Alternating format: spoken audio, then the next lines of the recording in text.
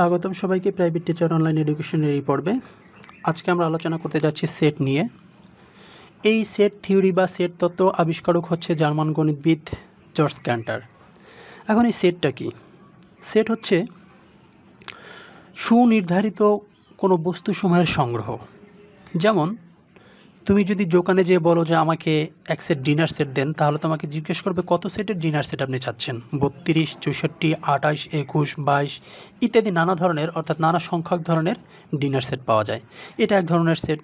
আবার যদি তুমি লাইব্রেরিতে চলে যাও, লাইব্রেরিতে যেয়ে যদি বলো যে আমাকে কী করেন নবম দশম শ্রেণীর 3 সেট বই দেন। এখন 3 সেট বই বলতে তুমি কোন 3 সেট বই চাচ্ছ?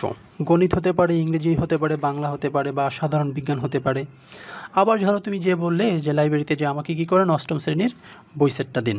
এখন অষ্টম শ্রেণীর বই সেটটা কিন্তু তোমাদের ফিক্সড করা রয়েছে, অর্থাৎ এখানে কোনো ডিপার্টমেন্ট নেই। যেমন তুমি যখন নবম দশম শ্রেণী চেয়েছিলে তখন কিন্তু এটা সায়েন্স ছিল, আর্টস ছিল, কমার্স ছিল, এভাবে আলাদা আলাদাভাবে ছিল। তুমি কোন ডিপার্টমেন্টের চাচ্ছ সেটা তোমাকে নির্ধারিত বা নির্দিষ্ট করে দিতে হতো। কিন্তু যখন তুমি অষ্টম শ্রেণীর বই সেট চাইলে তখন কিন্তু এখানে নির্ধারিত করার তেমন কিছু নেই। অষ্টম শ্রেণীতে শিক্ষা বোর্ড কর্তৃক যতগুলো বই তোমাদের অনুমোদন করা রয়েছে ততগুলো বই কিন্তু তোমার লাইব্রেরিয়ান দিয়ে দেবে।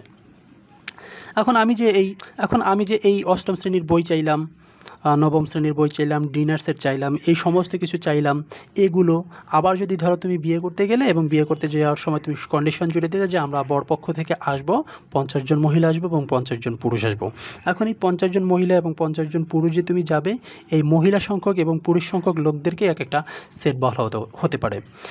তো আশা করছি তুমি বুঝতে পারছো সেটটা মূলত কী। এখন যদি তুমি বইয়ের ভাষায় সেটের সংজ্ঞায়িত করতে যাও বা সংজ্ঞায়ন দিতে যাও, তাহলে তুমি এভাবে বলতে পারো যে বাস্তব চিন্তা জগৎ বা চিন্তা জগতের বস্তুসমূহের যে কোনো সুনির্ধারিত সংগ্রহই হচ্ছে এক একটা সেট।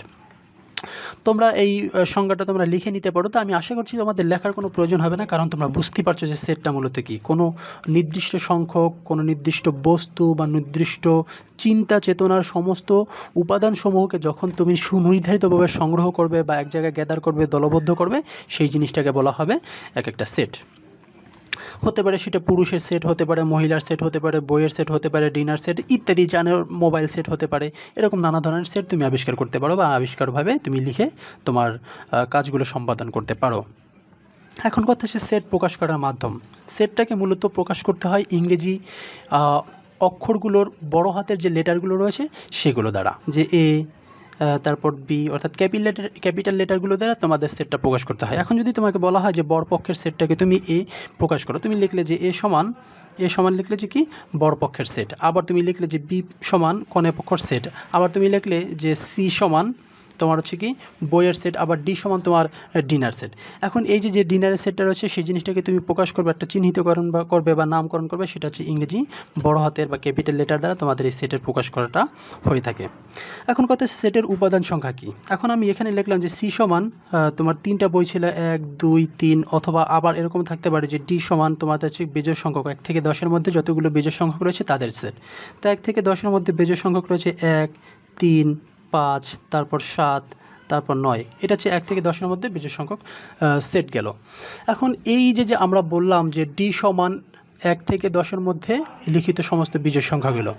এখন এই যে ডি সমান লিখলাম যে 1, 3, 5, 7, 9, এই প্রত্যেকটা জিনিসই হচ্ছে এই ডি সেটের এক একটা উপাদান বা এলিমেন্ট।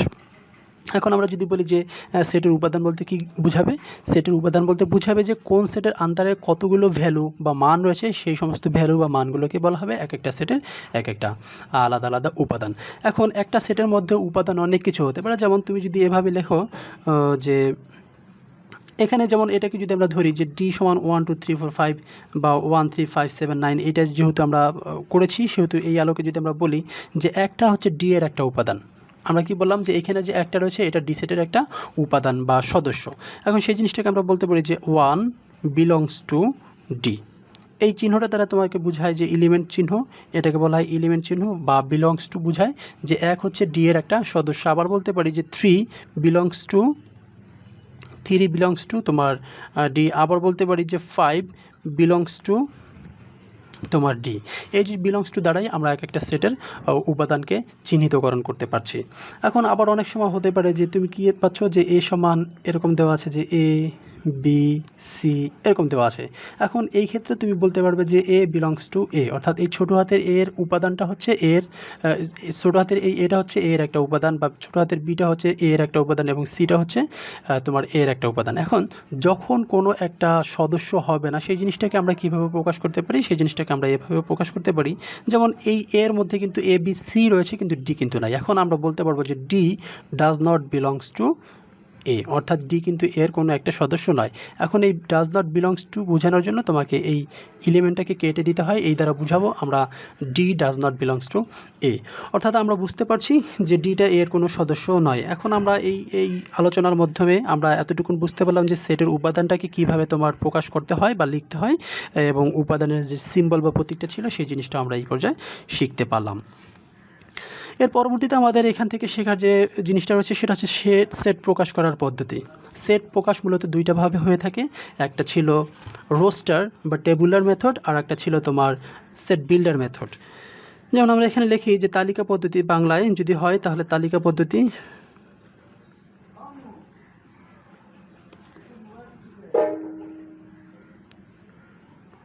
এটাকে যদি তুমি ইংরেজিতে লিখতে পারো রোস্টার অথবা টেবুলার। তো তালিকা পদ্ধতিটা কি? যখন কোনো উপাদান সমূহকে একটা সেটের নামকরণ দিয়ে একটা দ্বিতীয় বন্ধনীর মধ্যে লেখা হবে তখন তাকে বলা হবে রোস্টার বা টেবুলার বা তালিকা পদ্ধতি। যেমন আমরা এইখানে লিখেছিলাম যে এ ইকুয়াল এ বি সি অথবা ডি ইকুয়াল 1 3 5 7 9, এগুলো হচ্ছে একটা তালিকা পদ্ধতি। অর্থাৎ এখানে আমরা সেটের নামকরণ করলাম যে এটা একটা এ সেট, এ সেটের উপাদান সংখ্যা হচ্ছে কি 1 3 5 7 9, এটাই হচ্ছে একটা তালিকা পদ্ধতি। অর্থাৎ এখানে সেটের সুনির্দিষ্ট বা সুনির্ধারিত যে উপাদানগুলো ছিল সমস্ত সম্পর্কে আমরা এখানে ধারণা পেতে পারি। অর্থাৎ তালিকা পদ্ধতিতে সব কিছু বা সব উপাদানগুলো সুনির্দিষ্টভাবে উল্লেখ করা থাকে এবং সেই উপাদানগুলোকে একটা দ্বিতীয় বন্ধনীর মধ্যে রাখা হয়। এর পরবর্তীতে আমাদের যেটা রয়েছে সেটা ছিল গঠন পদ্ধতি বা সেট বিল্ডার পদ্ধতি। আমরা লিখি গঠন পদ্ধতি, এটাকে যদি ইংরেজিতে তুমি আপলোড করতে যাও তাহলে সেট বিল্ডার।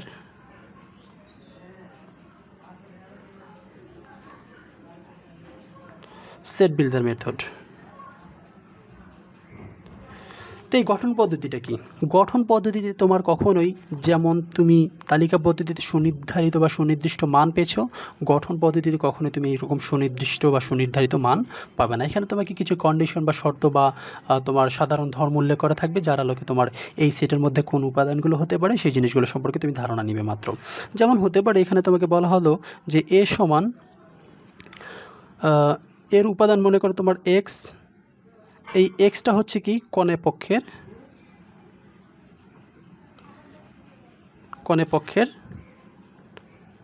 সেট। এই যেভাবে উল্লেখ করা হলো যে এ একটা সেট, এর উপাদান হচ্ছে এক্স সংখ্যক এবং এই এক্স সংখ্যক হচ্ছে কনে পক্ষের সেট, অর্থাৎ কনে কতগুলো যাচ্ছে সেগুলো হচ্ছে তোমার এর একটা উপাদান বা এ সেটের উপাদানগুলো।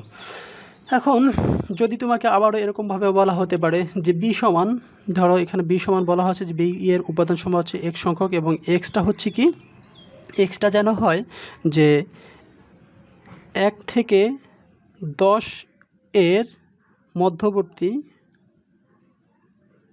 সকল বিজোড় সংখ্যা।